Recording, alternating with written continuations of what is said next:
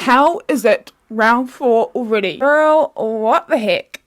Anyway, we've got some spicy fixtures coming up this weekend, so let's do the preview. Game 1 of the weekend, we've got the Hurricanes and the Waratahs playing at Sky Stadium in Wellington at 7:05 New Zealand time, which works quite nicely for me because I am, in fact, a nana, and anything past 8:30, your girl struggles.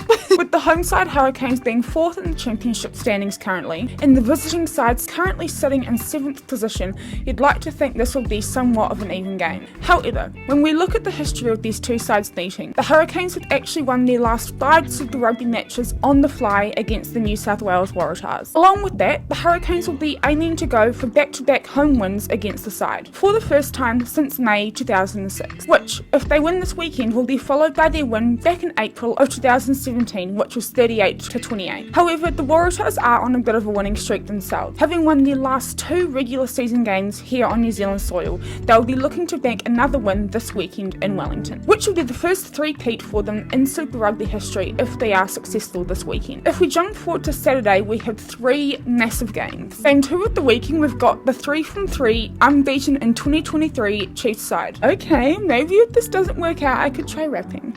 The Chiefs are going up against the Melbourne Rebels at the Chiefs' home ground, FMG Stadium, Waikato, at 4:35 New Zealand time. Now, the Chiefs are top of the table, with the Melbourne side being down in 10th on the standing. The boys from the mighty Waikato have won their last 8 out of 9 Super Rugby meetings with the Rebels, including their last 5 in succession, all by an average margin of 20 points. The Melbourne Rebels have only won 1 of their last 7 Super Rugby matches here in New Zealand, which was a 28-22 win over the Hurricanes back in February of 2020, with the side also having conceded 48 points per game across the 6 defeats in that span. Look, I'm an optimist. I like to try and see the best in every situation, but with the stats like Chiefs having made 34 line breaks throughout these 3 opening rounds to the Rebels 20, and having a tackle evasion rate of 32%, which to be fair is only 8% higher than the Rebels 20%. Look, I don't know, something tells me that the Chiefs being on top-notch form and being unbeaten this season, I feel like with the home crowd behind them, they're just going to win this weekend. Don't hate me.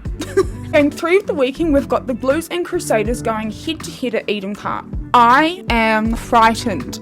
The Blues are currently 3rd in the standings, and the Crusaders are currently down in 8th. However, with the Crusaders having just lost to the Fijian Drua, I just feel like they're going to be firing on all cylinders. But, I'm still backing the Blues. They've got home ground advantage, and even with their slip-ups with discipline so far in 2023, I feel like they can pull out that Blues magic and put a real special game together for the home crowd. Blues have won 8 out of their last 9 Super Rugby Pacific games against teams in New Zealand. However, their only defeat in that 9-game span was to the Crusaders. However, the home side have carried 639 metres more than their opposition this season, highest positive difference of any team in the comp. The Crusaders will be looking to avoid back-to-back losses this weekend, and with the visiting side having won their last 7 Super Rugby matches against the Blues side as their away team on the day. It's looking like this weekend's game between the two sides will be an interesting one. It looks like I will be needing to employ an inhaler for this match. Game 4 of the weekend, also on Saturday, we've got the Brumbies going up against Moana Pacifica at the Brumbies home ground, Geo Stadium in Canberra at 9:35 New Zealand time. Brumbies are 3-from-3 this Super Rugby Pacific season, Moana Pacifica being 0-from-3 this season. However, the last and only time the two sides met back in May of last year, Moana Pacifica got the win. And with Moana Pacifica having some real close games this season, and with the Brumbies having won their first 3 games of this season, all by only 7 points or fewer, this matchup on Saturday night has the potential to be a close one. And with Moana Pacifica having beaten 94 defenders this season already,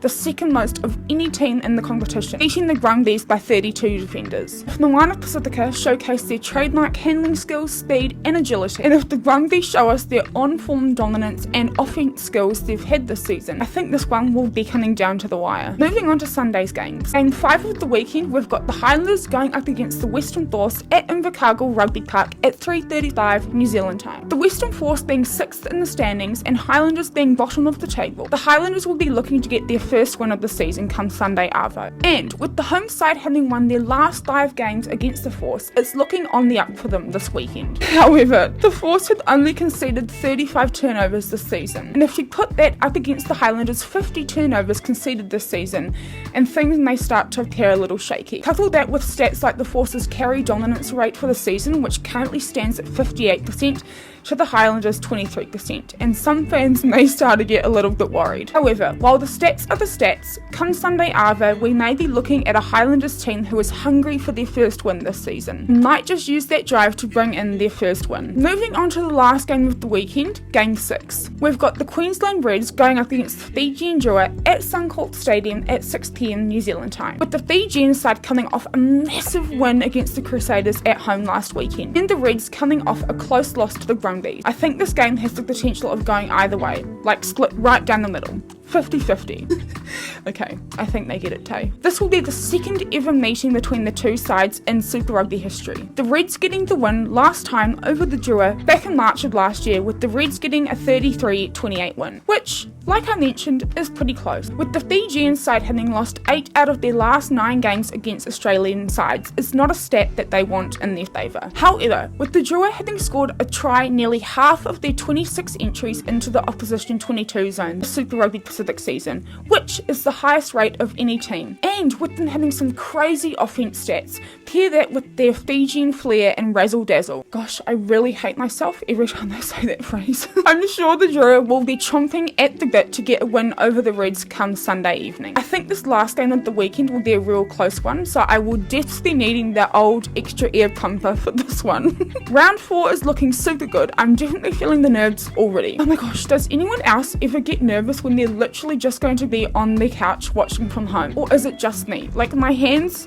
are already shaking. What the hell is wrong with me? I would love to hear your predictions in the comments below. Who have you got for this weekend? Who do you think is gonna win? I will, of course, be back here with the weekend roundups as the games play out. Let me know if you would like me to add anything in when I do my roundups, or anything else you'd like to see from me. And I will be seeing you beautiful people during the weekend. Bye!